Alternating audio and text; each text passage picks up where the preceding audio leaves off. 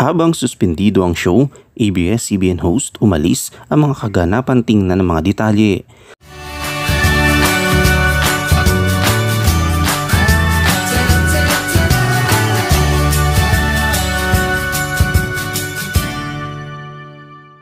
Sa kanilang muling pagkikita sa US, naging emosyonal sina Kris Aquino at Kim Chiu. Ilang taon na rin kasi hindi nagkita sina Kris at Kim. Matatandang lumipad si Kris papuntang US noong nakarang taon para magpagamot. Kaya naman hindi pinalampas ni Kim ang pagkakataong makita muli si Kris nang magpunta siya sa US kamakailan. Labis namang kinutuwa ni Kris ang pagbisita ni Kim ng tinawag niyang panganay.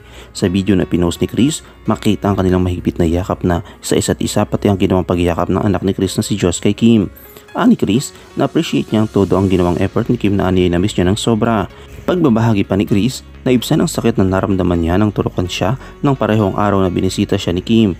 Kaya naman hiling ni Kris kay Kim, bisitahin siya ng mas madalas. Nagpasalamat naman si Kris kay Kim sa mahigit ng 16 years na pagmamahal at pagkakalinga nito sa kanya. Sa pahayag ni Kris Aquino ay sinabi, "All I can say is I love you. I super appreciate your effort to visit. And even it was a gloomy day, you were the much needed reminder that after all the storms, we can look forward to a rainbow. I've missed you as a super 50% less yung sakit ng biological injectable ko at 1 PM after seeing you. Please visit again and open. Di ba may bedroom ka na? Thank you for the until now, 16 years and counting, genuinely caring and trusting me. Super sad your birthday because he arrived 10 minutes after you left." Videographer and the person Kim is ate contacted to coordinate was Vice Governor Mark Leviste. "We both learned from our mistakes. With God's help, sana tuloy-tuloy na yung harmonious and supportive relationship namin. Thank you, Bim, for helping us realize all the things we needed to repair in order to strengthen our commitment." Sa nasabing post, ibinahagi ni Kris na si Batangas Vice Governor Mark Leviste ang kinontak ng ate ni Kim para matuloy ang kanilang pagkikita. Nagpasalamat din si Kris sa mga taong patuloy nagdadasal para sa kanya lalo pat magandang mano ang mga resulta ng kanyang pagpapagamot sa US. Dagdag pa niya, "Thank you to all who are praying for me. Slowly gumaganda my numbers. That's because of the power of our collective prayers. God's rewarding our faith.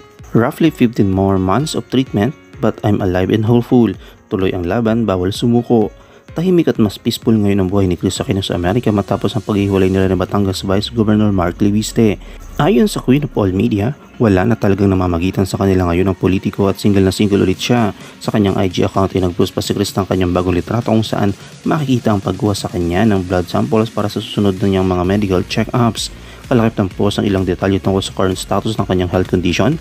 Tamagit ni Kris sa caption tungkol sa personal aspeto ng kanyang buhay.